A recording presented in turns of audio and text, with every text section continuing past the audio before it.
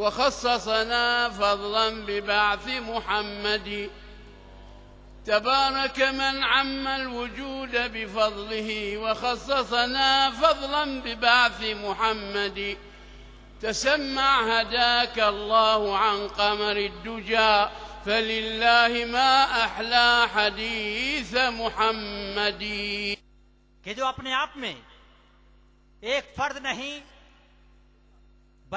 बल्कि एक अंजुमन की हैसियत रखते हैं और याजीमुशान काम याजीम कारनामा जो हमारे और आपकी नजरों के सामने है, दुनिया के सामने है, ई सादत बजोरे बाजुलिस्त तान बख्शत खुदाए बख्शिंदा।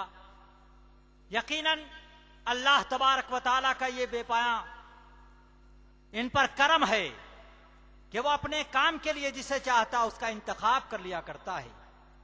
आज ये सैकड़ों तलबा इस्लाम जो जुब्बा दस्तार ज़ैबतन करके यहां से फारिग हो रहे हैं, ऐसी फौज मरकज़ सकावत सुन्निया के जरिए कौम को अता की जा रही है। जो फौज किसी भी मुल्क की फौज सरहद और सीमा के तहफ्फुज के लिए लड़ाई लड़ा करती है, लेकिन ये उलमा, ये फुजला, ये हुफ्फाज की फौज जो आज यहां से जा रही है, ये जुल्म और जहल के खिलाफ लड़ाई लड़ेगी और पूरी दुनिया में इल्म को रोशन करेगी। സഹോദരങ്ങളെ, ഇനാ അർദനൽ അമാനത അല السماوات والارض والجبال فأبين أن يحملنها وأشفقن منها وحملها الإنسان إنه كان ظلوما جهولا എന്ന ആയത്തിലൂടെ അല്ലാഹു പഠിപ്പിച്ച അമാനത്ത് ബുദ്ധിമാനും ഏറ്റവും വലിയ ആലിമും ഏറ്റവും വലിയ ആദിലും ആയ ഹബീബ് മുഹമ്മദുർ റസൂലുള്ളാഹി സ്വല്ലല്ലാഹു അലൈഹി വസല്ലം തങ്ങൾ ഏറ്റെടുത്ത അമാനത്ത് 124,000 പരം വരുന്ന അംബിയ മുർസലുകൾ ഏറ്റെടുത്ത അമാനത്ത് അഥവാ അല്ലാഹുവിന്റെ തൗഹീദ് ഇവിടെ നിലനിർത്തുക, തൗഹീദിനു വേണ്ടി പ്രവർത്തിക്കുക, തൗഹീദിനു വേണ്ടി അധ്വാനിക്കുക, അതാണ് മുഴുവൻ അമ്പിയാക്കളും ഏറ്റെടുത്ത അമാനത്ത്. ഹബീബ് മുഹമ്മദുർ റസൂലുള്ളാഹി സ്വല്ലല്ലാഹു അലൈഹി വസല്ലം തങ്ങൾ ഏറ്റെടുത്ത അമാനത്തും അത് തന്നെയാണ്. ആ അമാനത്ത് നിങ്ങളെ തലയിൽ വെച്ചു തന്നത്, നിങ്ങൾക്ക് ശരത് തന്നത്, മരണം വരെ ആ അമാനത്ത് പൂർണ്ണമായി കാത്തു സൂക്ഷിക്കുന്നതിനും തൗഹീദിന് വേണ്ടി പ്രവർത്തിക്കാനുമാണ്. തൗഹീദ് എന്ന് പറയുമ്പോൾ ലാ ഇലാഹ ഇല്ലല്ലാഹ് മുഹമ്മദുർ റസൂലുള്ളാഹ് എന്ന ഈ കലിമത്തു തൗഹീദ് ഉൾപ്പെടുന്നതാണല്ലോ തൗഹീദ്. നിങ്ങൾ കണ്ടില്ലേ, മൻകാന ആഖിറു കലാമിഹി ലാ ഇലാഹ ഇല്ലല്ലാഹ് ദഖലൽ ജന്ന എന്ന് പറഞ്ഞ സ്ഥലത്ത് ഇമാം ഖത്തലാനി മുഹമ്മദുർ റസൂലുള്ളാഹി ദാഖിലുൻ ഫീഹി യശ്മലു മുഹമ്മദുർ റസൂലുള്ളാഹ് മുഹമ്മദുർ റസൂലുള്ളാഹ്. അങ്ങനെ മഹാന്മാര് മുഴുവനും ലാ ഇലാഹ ഇല്ലല്ലാഹ് എന്ന് ഒറ്റക്ക് പറഞ്ഞാലും, അത് പറഞ്ഞിട്ടുള്ള മുഅ്മിൻ സ്വർഗത്തിലാണെന്ന് പറഞ്ഞാലും, അവിടെയെല്ലാം മുഹമ്മദുർ റസൂലുള്ളാഹി കൂടാതെ കഴിയില്ല. മുഹമ്മദുർ റസൂലുള്ളാഹി ഉൾപ്പെടുന്ന ലാ ഇലാഹ ഇല്ലല്ലാഹയാണ് ഈമാനിന്റെ അടിത്തറയായ കലിമത്തു തൗഹീദ്. ആ കലിമത്തു തൗഹീദ് വഖൗലു ലാ ഇലാഹ ഇല്ലല്ലാഹു മുഹമ്മദുർ റസൂലുഹു കുല്ലൻ ജമഅ. ലാ ഇലാഹ ഇല്ലല്ലാഹ് മുഹമ്മദുർ റസൂലുള്ളാഹ് എന്ന ഈ കലിമത്ത് മുഴുവൻ വിശ്വാസത്തെയും ഒരുമിച്ച് കൂട്ടിയിരിക്കുന്നു. വിശ്വാസപരമായ അഖീദപരമായ മുഴുവൻ കാര്യങ്ങളെയും ഈ രണ്ട് വാക്ക് ഉൾപ്പെടുത്തിയിട്ടുണ്ട്. ഈ രണ്ട് വാക്കിലുള്ള മുഴുവൻ അർത്ഥവും ലാ ഇലാഹ ഇല്ലല്ലാഹു എന്ന ആ വാക്കിൽ ഉൾപ്പെട്ടിട്ടുണ്ട്.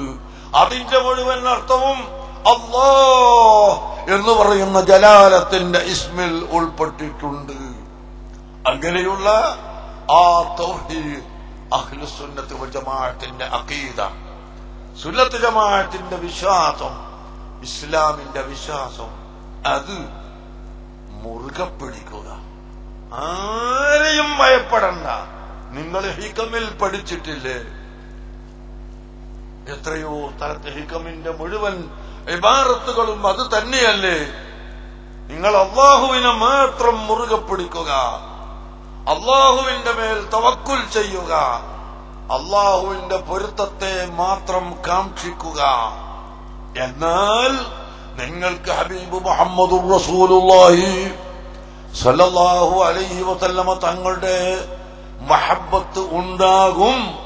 മുഴുവൻ സ്വാലിഹീങ്ങളെ മഹബ്ബത്തുമുണ്ടാകും, മുഴുവൻ മുഅ്മിനീങ്ങളെ മഹബ്ബത്തുമുണ്ടാകും, നിങ്ങൾക്ക് വിജയമുണ്ടാകും എന്ന് നമ്മളെ പഠിപ്പിച്ചിട്ടുണ്ട്. അതിന് വ്യക്തമായ തെളിവല്ലേ നമ്മുടെ ജാമിഅ മർകസു തഖാഫത്തി സുന്നിയ. പ്രിയപ്പെട്ട കുട്ടികളെ, പ്രിയപ്പെട്ട മക്കളെ, എന്തെല്ലാം എതിർപ്പുകൾ ഈ സ്ഥാപനത്തിനെതിരെ ഉണ്ടായി. എത്രയെത്ര ആളുകൾ ഇത് അടിച്ചു പൊളിക്കുമെന്ന് പറഞ്ഞു, തച്ചുടക്കുമെന്ന് പറഞ്ഞു, വെട്ടിത്തകർത്തുമെന്ന് പറഞ്ഞു, എന്റെ നാവരിയണമെന്ന് പറഞ്ഞു, കാല് പൊട്ടിക്കണമെന്ന് പറഞ്ഞു, അങ്ങനെ എന്തെല്ലാമോ പറഞ്ഞു എത്രയോ ആളുകൾ. അല്ലാഹു തആല അവർക്കെല്ലാം മാപ്പ് ചെയ്തു കൊടുക്കുമാറാകട്ടെ. അങ്ങനെയുള്ള എത്രയോ ജനങ്ങൾക്ക് ഹക്ക് മനസ്സിലായി. നമ്മളിവിടെ മത, ഭൗതിക, സാങ്കേതിക സമന്വയ വിദ്യാഭ്യാസം, അതാണ് നമ്മുടെ ലക്ഷ്യം. ഒന്നുകൂടി പറഞ്ഞാൽ, ഭൗതികമായി നമ്മുടെ കുട്ടികളെ ഉയർത്തുമ്പോൾ, ഭൗതികമായി നമ്മുടെ രാജ്യത്തെ ഉയർത്തുമ്പോൾ, ഭൗതികമായി ഇവിടെ പുരോഗതി ഉണ്ടാകുമ്പോൾ അതുകൊണ്ട് മാത്രം തൃപ്തിയടയാൻ പറ്റില്ല. ആത്മീയ വിദ്യാഭ്യാസം വേണം, ആത്മീയ ചൈതന്യം വേണം, ആത്മീയമായ പുരോഗതി വേണം, ധാർമ്മിക വിദ്യാഭ്യാസം വേണം. അതില്ലാത്ത കാലത്തോളം ഇവിടെ എത്ര വിദ്യാഭ്യാസം ഉണ്ടായിട്ടും യാതൊരു പ്രയോജനവും ഇല്ല.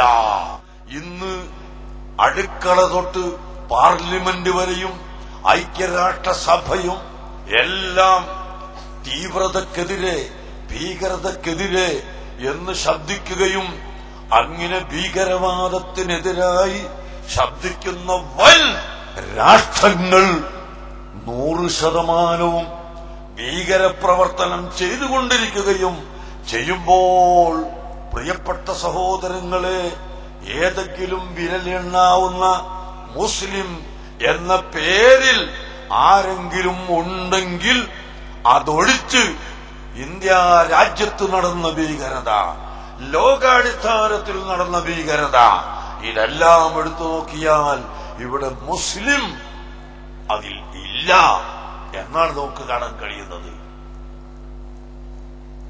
എവിടെയാണ് മുസ്ലിം ഉള്ളത്? നിങ്ങൾ പറയൂ. ഈ രാജ്യത്തെ ഏറ്റവും വലിയ സഹിക്കാനാവാത്ത ഭീകരതയാണ്, രാജ്യത്തെ അങ്ങേയറ്റം വഷളാക്കിയ ഭീകരതയാണ് ഭാരത പിതാവെന്നറിയപ്പെടുന്ന മഹാത്മാഗാന്ധിജിയെ കൊന്നത്. ഇന്ത്യന്റെ 2 പ്രധാനമന്ത്രിമാരെ കൊന്നു. പാർലമെന്റിന്റെ അകത്ത് വെടിവെച്ചു. തീവണ്ടിയിൽ ഓടിക്കൊണ്ടിരിക്കുന്ന സാധുക്കളായ ജനങ്ങളെ ചുട്ടുകരിച്ചു. ബ്രിട്ടീഷുകാരന്റെ അകൻരാജടി പോലെ, അല്ലെങ്കിൽ ഇവിടുത്തെ എത്രയോ വലിയ അക്രമങ്ങളെ ഉദാഹരണം നമുക്ക് പറയാറുണ്ട്. ഈ ഉദാഹരണങ്ങൾ മുഴുവനും എടുത്തു പരിശോധിക്കുമ്പോൾ 99% വലിയ വലിയ അഭ്യസ്തവിദ്യരായ ആളുകളാണ് അത് ചെയ്തിട്ടുള്ളത്. അതിൽ മുസ്ലിമെ കാണാൻ കഴിയില്ല. എന്തുകൊണ്ടാണ് മുസ്ലിമെ കാണാത്തത്? എന്തുകൊണ്ട് അഭ്യസ്തവിദ്യരായിട്ടും ഇവരിത് ചെയ്യുന്നത്? അത് മാനുഷിക മൂല്യത്തെയെങ്കിലും വില കൽപ്പിക്കുന്ന ധാർമ്മിക ബോധം ഇല്ലാത്തതുകൊണ്ടാണ്. അതുകൊണ്ട് തന്നെ ധാർമ്മിക ബോധമുണ്ടാക്കണം. ധാർമ്മിക വിദ്യ ഇവിടെ അനിവാര്യമാണ് എന്ന ഒറ്റ ചിന്തയാണ് നമ്മുടെ സ്ഥാപനത്തിനുള്ളത്. അത് തന്നെയാണ് നമ്മളിവിടെ നടത്തിക്കൊണ്ടിരിക്കുന്നത്. ഈ മർക്കസു തഖാഫത്തി സുന്നിയ ബഹുമാനപ്പെട്ട ഷെയ്ഖ് മുഹമ്മദ് അബൂബക്കറുൽ മടവൂരി ഖദ്ദസല്ലാഹു സിർറഹു വനഫഅനാ ബിഹി ഫിദ്ദാറൈൻ. മഹാനവർകൾ എത്ര വലിയ മഹാനായിരുന്നു, എത്ര വലിയ മുർഷിദായിരുന്നു. ആ മഹാനവറുകളുടെ നിർദ്ദേശപ്രകാരം സ്ഥലം വാങ്ങി, അദ്ദേഹത്തിന്റെ നിർദ്ദേശപ്രകാരം കെട്ടിടമുണ്ടാക്കി, അവിടത്തെ ഉപദേശമനുസരിച്ച് സ്ഥാപനങ്ങൾ ഉണ്ടാക്കി, അവിടത്തെ വഫാത്ത് വരെയും ഞങ്ങൾക്ക് നിർദ്ദേശങ്ങൾ തന്നു. വഫാത്തിന്റെ ശേഷം ജനാസ കൊണ്ടുപോയത് മർക്കസിന്റെ വണ്ടിയിലാണ്. എന്താണെന്നറിയില്ല, പുതിയ വണ്ടിയായിരുന്നു. മർക്കസിന്റെ നേരെയുള്ള ഗേറ്റിലെത്തിയപ്പോൾ ആ വണ്ടി സ്വയം നിന്നു പോവുകയും 5 മിനിറ്റോളം നിന്നതിന്റെ ശേഷം സ്വയം സ്റ്റാർട്ടാവുകയും ചെയ്തുകൊണ്ട് പോയത് ബഹുമാനപ്പെട്ടവർക്ക് സ്ഥാപനത്തോടുള്ള മഹബത്ത് കൊണ്ടായിരുന്നു എന്ന് ഞാൻ മനസ്സിലാക്കുകയാണ്. അവിടത്തെ നോട്ടം ഇപ്പോഴും നമ്മുടെ സ്ഥാപനത്തിലുണ്ട്, യാതൊരു സംശയവും ഇല്ല. قل اعملوا فسيرى الله عملكم ورسوله والمؤمنون. ഓ ഹബീബായ നബിയെ, അവിടുന്ന് പറയണം, ഇഅ്മലൂ, നിങ്ങൾ പ്രവർത്തിച്ചു കൊള്ളുക. ഫസയറല്ലാഹു അമലക്കും വറസൂലുഹു, അല്ലാഹു തആല നിങ്ങളുടെ പ്രവൃത്തി കണ്ടുകൊണ്ടിരിക്കുന്നു. വറസൂലുഹു, അല്ലാഹുവിന്റെ ഹബീബായ റസൂലുള്ളയും നിങ്ങൾ ചെയ്യുന്ന നല്ല കാര്യങ്ങൾ കണ്ടുകൊണ്ടിരിക്കുന്നു, നിങ്ങൾ ചെയ്യുന്ന കാര്യങ്ങൾ കണ്ടുകൊണ്ടിരിക്കുന്നു. വൽ മുഅ്മിനൂൻ, അല്ലാഹുവിന്റെ ഔലിയാക്കളായ മുഅ്മിനീങ്ങൾ നിങ്ങൾ ചെയ്യുന്ന കാര്യങ്ങൾ കാണുന്നുണ്ട് എന്നാണ് പരിശുദ്ധ ഖുർആൻ പഠിപ്പിച്ചത്. ഇൻഷാ അല്ലാഹ് ആ മഹാന്മാരായ ഔലിയാക്കളുടെ തിരുനോട്ടം നമുക്കെപ്പോഴും ഉണ്ടാകും. ഇൻഷാ അല്ലാഹ് നമ്മളെ സാധുക്കളായ റസീവർമാര് വീട് വീടാന്തരം കയറിപ്പോയി അവരിതാ 1 ഉറുപ്പികയും 50 പൈസയും അങ്ങനെ പെറുക്കിയുണ്ടാക്കുന്നവരുണ്ട്. അവർക്കെല്ലാം നീ ബർക്കത്ത് ചെയ്യണേ അല്ലാഹ്. ആ ധർമ്മപ്പട്ടിയിൽ കാശിടുന്ന ഉമ്മമാരും വീട്ടുകാരും അവർക്കും നീ ബർക്കത്ത് ചെയ്യണേ അല്ലാഹ്. അവർക്ക് റഹ്മത്ത് ചെയ്യണേ അല്ലാഹ്. അവർക്ക് മക്കളെ നൽകണേ അല്ലാഹ്. അവിവാഹിതർക്ക് നല്ല ഇണകളെ നൽകണേ റഹ്മാനേ. താമസിക്കാൻ വീടില്ലാത്തവർക്ക് വീട് നൽകണം റഹ്മാനേ. ഹബീബായ റസൂലുള്ളാഹി, ഹബീബായ മുഹമ്മദുർ റസൂലുള്ളാഹി, മുഹമ്മദുർ റസൂലുള്ളാഹി സല്ലല്ലാഹു അലൈഹി വസല്ലമ തങ്ങളെ സിയാറത്ത് ചെയ്യാൻ ഒരുപാട് വേള സിയാറത്ത് ചെയ്യാനും അവിടത്തെ ഞങ്ങൾക്ക് ഉറക്കത്തിലും അല്ലാതെയും ഇനിയും ഒരുപാട് കാലം ഒരുപാട് പ്രാവശ്യം കാണാനും നീ തൗഫീഖ് ചെയ്യണേ അല്ലാഹ്. റസൂലുള്ളാഹിനെ ധാരാളമായി ഞങ്ങൾക്ക് കാണിച്ചു തരണേ റഹ്മാനേ. റസൂലുള്ളാഹിനെ കാണിച്ചു തരണേ റഹ്മാനേ. റസൂലുള്ളാഹിന്റെ മഹബത്ത് ഞങ്ങൾക്ക് ഏറ്റിത്ത് തരണം റഹ്മാനേ. അവിടുത്തെ ഹൗലുൽ കൗസർ കുടിക്കാൻ ഭാഗ്യം നൽകണേ റഹ്മാനേ.